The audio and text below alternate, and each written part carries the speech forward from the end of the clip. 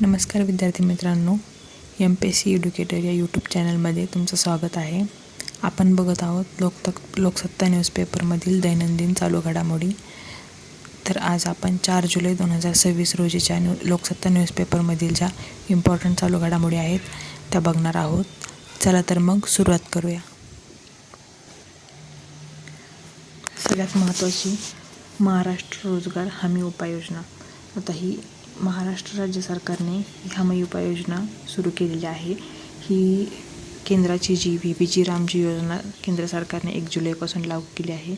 त्याचाच भाग म्हणून राज्य सरकारने महाराष्ट्र रोजगार हमी उपाययोजना सुरू करण्यात आलेली आहे.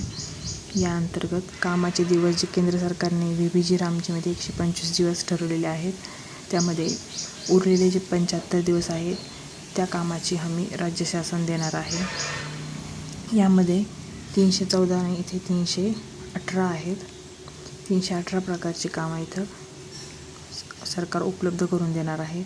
त्याचबरोबर याच्यावर विशेष भर कशावर असणार आहे तर अकुशल, अर्धकुशल आणि कुशल कामगारांवर विशेष भर दिला जाणार आहे. त्याचबरोबर या योजनेचे मुख्य उद्दिष्ट असं आहे की रोजगारासोबतच कायमस्वरूपी उत्पन्नाची साधनं निर्माण करणे. याच्यामध्ये बायोमेट्रिक प्रमाणीकरण आणि अवकाशीय तंत्रज्ञान आधारित नियोजन केले जाणार आहे. सामाजिक लेखापरीक्षण यंत्रणा अधिक बळकट केली जाणार आहे. त्याचबरोबर रोजगार आणि रोजगारासोबतच ग्रामीण विकासाचीही समृद्धी केली जाणार आहे. ही एक नवीन उपक्रम आहे, विकसित पंचायत विकसित महाराष्ट्र उपक्रम, जो केंद्र आणि राज्याच्या सहभागाने 1 जुलै 2026 पासून सुरू करण्यात आलेला आहे. ग्रामीण विकासासाठी टाकलेले हे एक महत्त्वाचं पाऊल आहे. भारत जपानची 16वी शिखर परिषद पार पडलेली आहे. याच परिषदेमध्ये पुढील वर्ष म्हणजे 2027 हे वर्ष भारत आणि जपानमधील राजनैतिक संबंधांना 75 वर्ष पूर्ण झाल्याच्या निमित्ताने साजरे केले जाणार आहे. RBIने क्रिप्टो अर्थव्यवस्थेबाबत काही धोके सांगितलेले आहेत. भारतीय अर्थव्यवस्थेसाठी क्रिप्टोकरन्सी ही व्यवस्था जी आहे ती धोकादायक असल्याचं RBIने एका अहवालात सांगितलेलं आहे. तर यामध्ये धोके काय आहेत तर इथे पैशाचे जो स्रोत आहे तो शोधणं कठीण असतो. म्हणजे क्रिप्टो व्यवहारांमध्ये पैशांचा मुख्य स्रोत कुठून आलेला आहे हे शोधणं कठीण असल्यामुळं या पैशांचा वापर दहशतवादी कारवाया, अंमली पदार्थांची तस्करी म्हणजे ड्रग्स डीलिंग वगैरे याच्यामध्ये केला जाऊ शकतो. त्यामुळे याचा विपरीत परिणाम पण होऊ शकतो असं RBIने सांगितलेलं आहे. त्याचबरोबर ज्या परदेशी कंपन्या असतात त्यांच्यावर पण नियंत्रण ठेवणं इथे अशक्य असतं. या परदेशी कंपन्या ज्या ऑफशोअर कंपन्या असतात त्या क्रिप्टोकरन्सीमध्ये असतात, ज्या की देशाबाहेरून आपले जाळे चालवणाऱ्या कंपन्या असतात. सध्या न्यूजपेपरमध्ये मुंबईची एशियाची सोसायटी जी आहे त्याच्या इलेक्शनची सध्या चर्चा चालू आहे.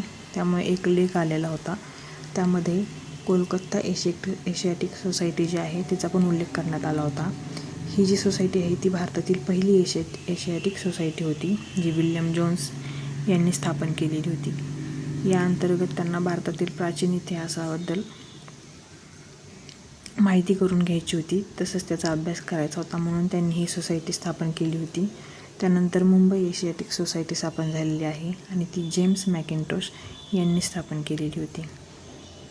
त्यानंतर इकॉनॉमिक्समधील निर्गुंतवणूक या टॉपिकशी संबंधित एक महत्त्वाचा मुद्दा आहे, तो म्हणजे LIC जी भारत सरकारची कंपनी आहे, महामंडळ आहे, तो आता भारत सरकारने निर्गुंतवणुकीसाठी काढण्याचा विचार केलेला आहे. केंद्र सरकारने भारतीय आयुर्विमा महामंडळ म्हणजेच LIC मधील आपला हिस्सा हा जो विक्रीच काढण्याचा निर्णय घेतलेला आहे. कारण काय आहे तर पश्चिम आशियामधील भूराजकीय संकट आणि खनिज तेलाच्या ज्या वाढत्या किमती आहेत त्यामुळं आर्थिक अस्थिर्य निर्माण झालेलं आहे. त्यासाठी भारताने ही कंपनीमधील शेअर्स विकण्याचं ठरवलेलं आहे.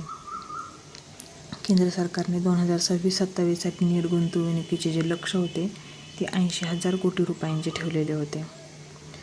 तर या लक्ष्याअंतर्गत पहिली जी तिमाही आहे चालू आर्थिक वर्षाची एप्रिल ते जून यामध्ये सरकारने 16,500 कोटी रुपये उभारलेले आहेत निर्गुंतवणुकीमधून. आणि हे गेल्या 3 वर्षांमधील विक्रमी पैशाची नोंद आहे ही. त्याचबरोबर सेबीचा नियम एक आहे की सेबीच्या नियमानुसार सरकारला 2027पर्यंत LICमधील आपला 90% हिस्सा जो आहे त्याच्या खाली आणणं बंधनकारक आहे.